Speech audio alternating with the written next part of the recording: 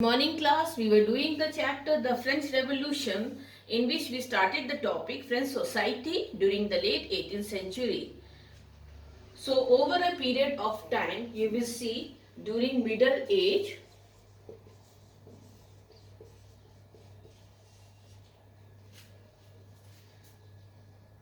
you can see a system of political, social and economic control that emerged in Europe, and this was called a feudal system. So when we talk about feudal system, you can see it was a political, economic and social control. So feudal system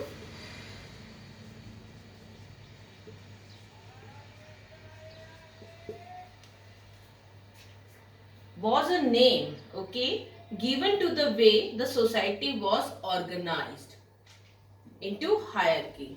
So it was a name given to the way the society was organized into hierarchy.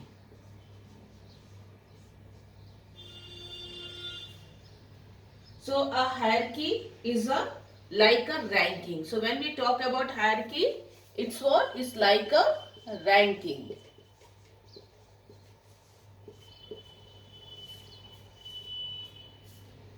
And ranking the most important and the least important in the society. So ranking here is what?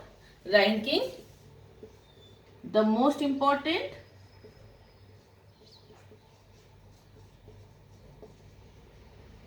and the least important.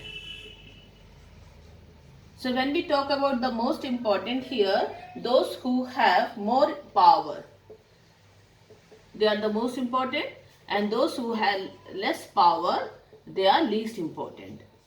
Clear? So a hierarchy is like a ranking, the most important and the least important in the society.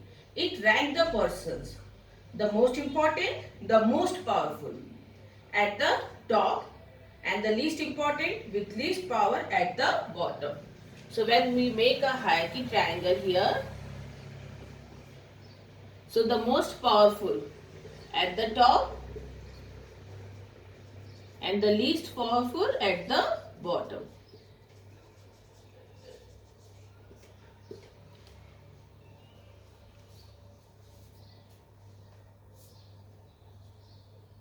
So which of the people do you think the most important in power?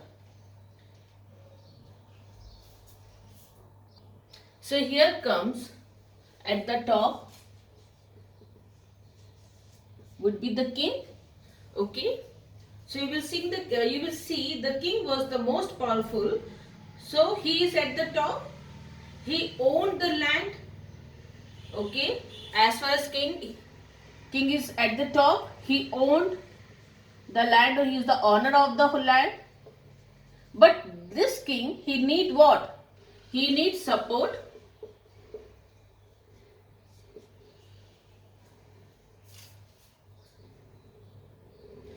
To keep or to maintain his power. So he received that support from the great lords. So he received that support from the great lord that we call the tenant or the chief.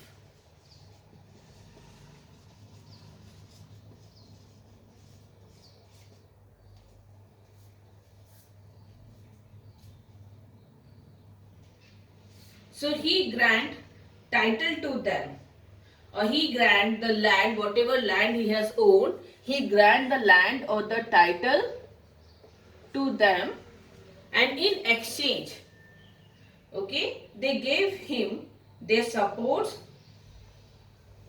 plus the taxes.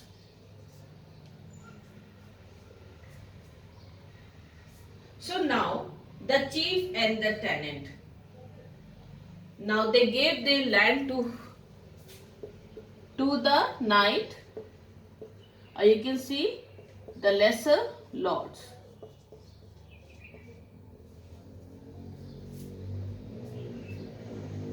So in return, now the knight, he gave this support. So even the knight, okay, he will give his support to the tenant, chief or to the king by fighting for them or military service.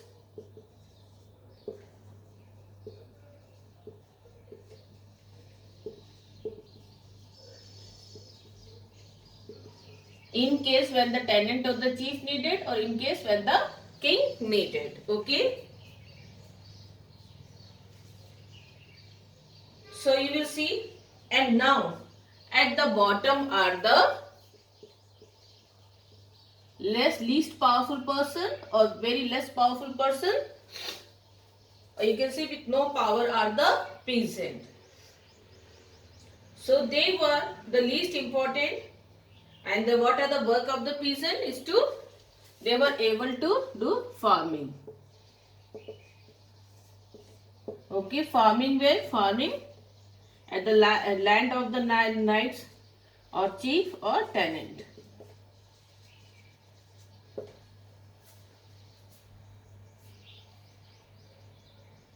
So they were able to farm the land that belonged to their lord, who might be a tenant or a chief or a knight. In exchange, the peasant have to give support.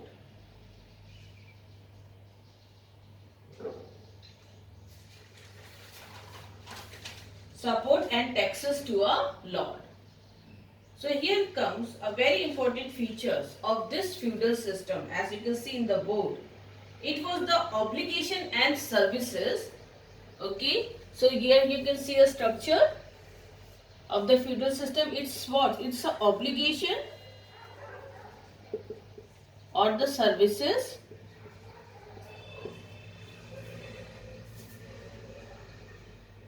that each other, okay, that each other allot to them.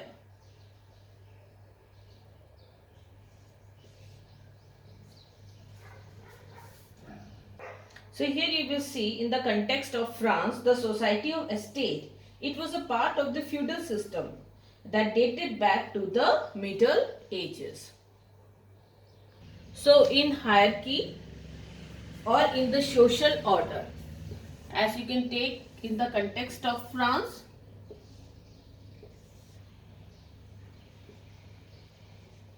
clergy at the top, noble, and here come the common.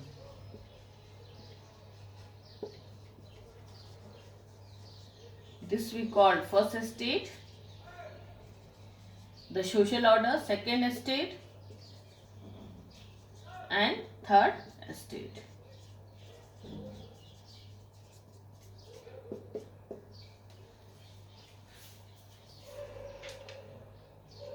So you will see in the hierarchy or in the social order, clergy or the bishop, they was the top. They were in the top, church leader in the kingdom and manage an area. We called it diocese. Okay, the area they manage, that we call diocese. So diocese, a district under the pastoral care of a bishop. So the Catholic Church, they was very powerful in most part of medieval Europe and made them powerful. Not only that, you can see the church, they received a tithe of 10%. So here you will see, we are talking about church, they received a tithe, is a type of tax. Okay, that was the 10% from all the people. So this made this first estate or this estate very powerful. Then comes the second, were the nobles, or we call them baron.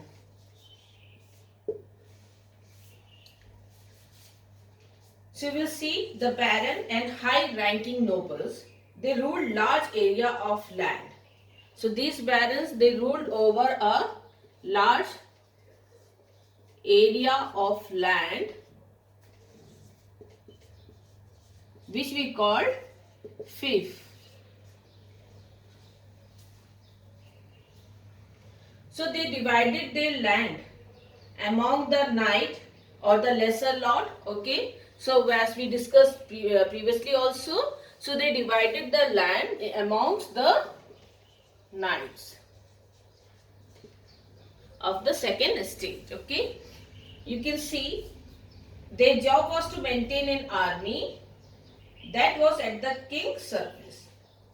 So the lords, they ran the local, these lords, these knights, they ran the local estates or the manors.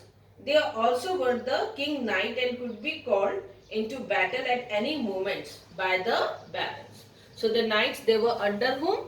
The knights were under the barons or the noble, and they were, you can see, these barons and nobles, they grant the land to the knight, and in return they have to give their service to the baron as well as to the king, as it was the knight of the king, baron, or you can see the king. So one more time we revise. Okay, you will see in the context of France, the top leader was the king. So the king here, he could not control all the land by himself, so he divided it among the barons or the nobles. So in return, the barons, they pledged their loyalty as well as, you can see, service. Okay, they pledged their loyalty as well as service to the king. So when we talk about this is what? This is the hierarchy or the social order. You can see here.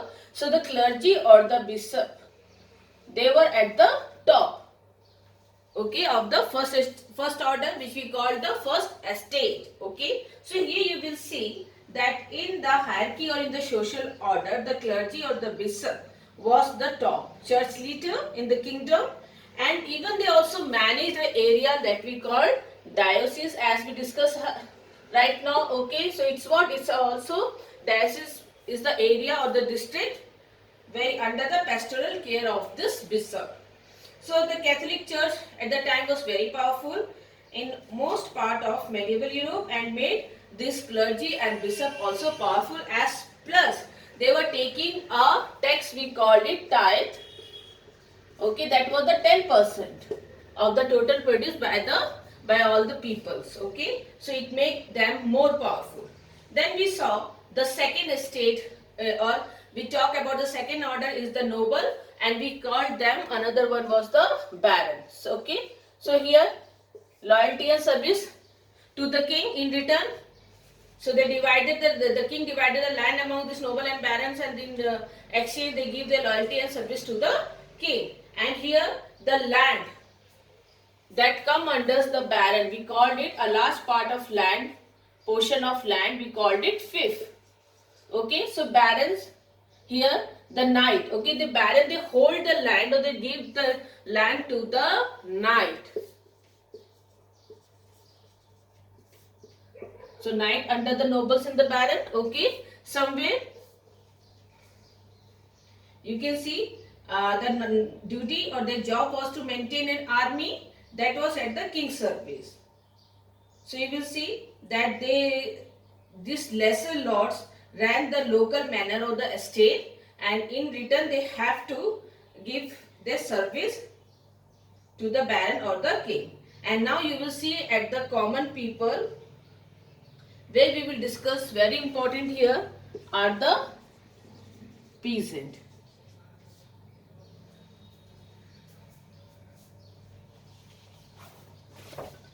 So you will see that whoever they come in the third estate, the big businessman, merchant, court officials, lawyer, peasant and artisan, small peasant, landless labor, servants. Okay, so they all come under the third estate.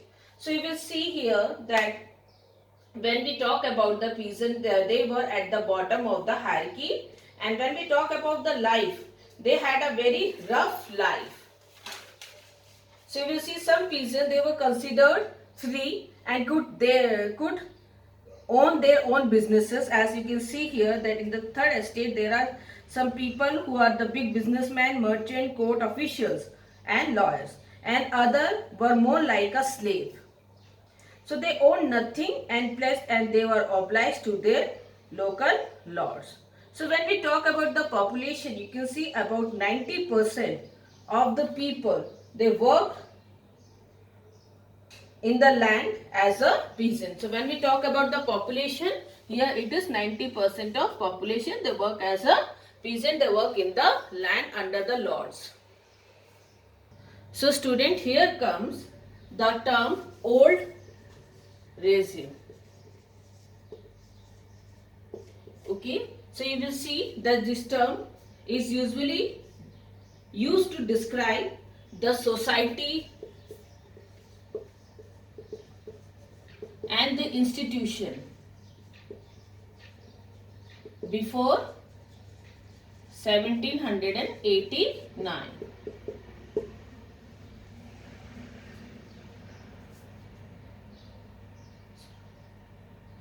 So the system of estate in French society, it was organized. So you can see in your book the figure 2, a society of estate, that right now we discuss the society of estate as the first estate, second estate and third estate. So this system of this society, that was or you can see the society was organized. So when we talk about the peasant, they made 90% of the total population. Okay, so you will see the peasant made up about 90% of the population, and you can see, however, only a small number of them owned the land they cultivated. Others, they work under the lords. So about 60% of the land. So when we talk about the total land, okay, about 60% was owned by whom? By the church, by the noble or by the big businessmen. So 60% of the total land which was owned by the church, noble and big businessmen. So you will see here the members of the first two estate, that is the clergy and the nobility. Okay, so here when we talk about the three estate, so you can see here the hierarchy, the pyramid of the first, second and third estate, where you can find the clergy at the top and the common people at the bottom. So clergy in the hierarchy at the top is taking less place. It means the number here are less, but they are more powerful. Here you can see the number here are more, but they are the least powerful. So when we talk about the privileges, okay, you know, this first and the second estate, they were got certain privileges by birth.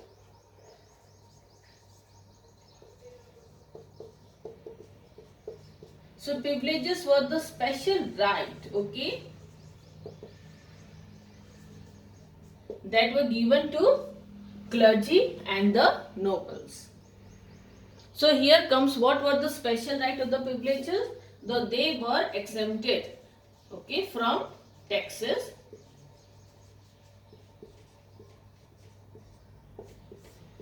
So when we talk about privileges by birth or the special right, they were exempted from taxes that need to pay to the state. So now you will see the most important of these was exemption from paying taxes to the state. The noble, okay, they further enjoyed feudal privileges, as well as they were exempted from taxes and they were enjoying the feudal privileges.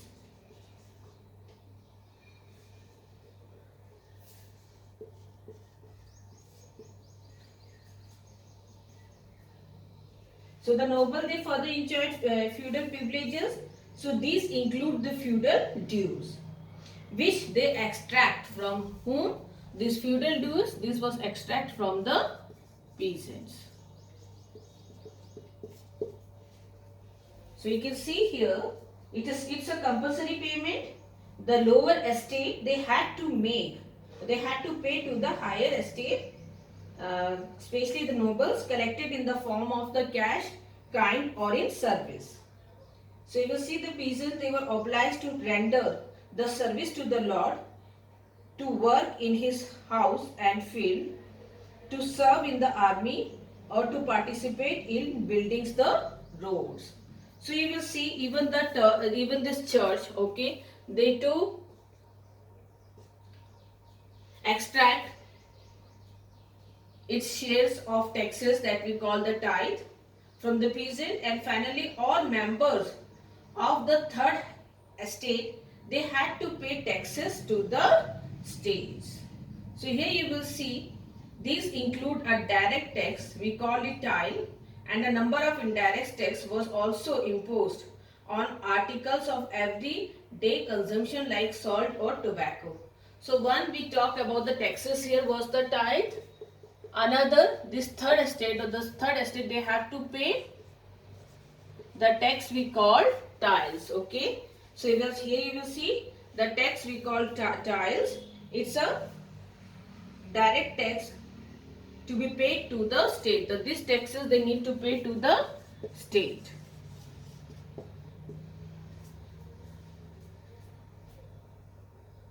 And here you will find a number of indirect taxes also. One was the direct, another one was the indirect taxes that was put on the articles, as you can see in the salt or in tobacco. So this burden of the taxes that was to be bear by the third estate or the common people, okay, whoever come under the third estate. So now comes the struggle to survive. Here survive for the basic necessity of life. Basic necessity of life. Even for the food also. So you will see the population, when we talk about the population of France.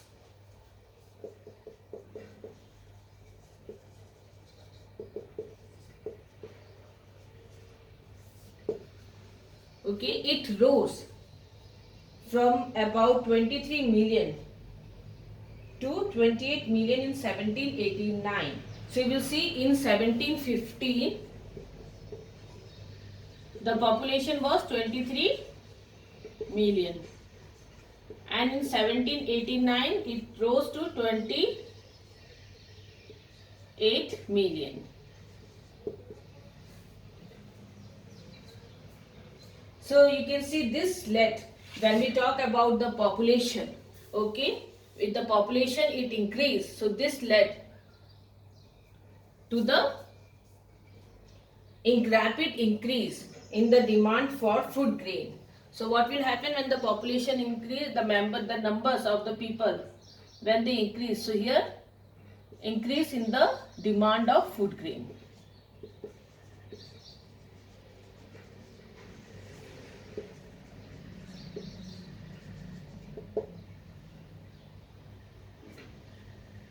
तो जब population बढ़ेगा तो लोगों की संख्या बढ़ेगी, और जब लोगों की संख्या बढ़ेगी तो उनकी जरूरतें भी बढ़ेंगी।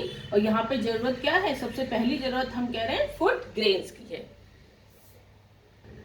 And production of grain could not keep pace with the demand, and whatever was the production, okay, was not increasing as the population was increasing.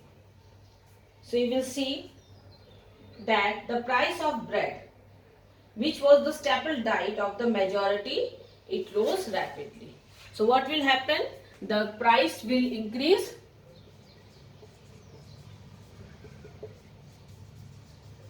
So here the price of bread, it increased so rapidly.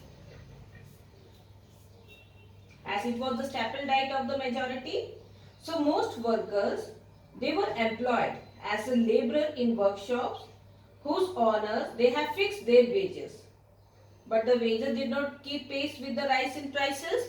So as you can see, the population it increased, okay, as the population increased, the demand for food grain increased, but you can see the production was not in the pace as the population was increasing. So the production was not so high, it was constant. And when we talk about the wages or the salaries of the labor, as the you can see the owner, they have fixed the salary of the wages. So here the only thing was the prices of the food grain, it increased rapidly. So the gap between the poor and the rich, it widened. Thing becomes more worse whenever the drought or the hail, it reduced the harvest. So we can see this led to a crisis which we call the subsistence crisis.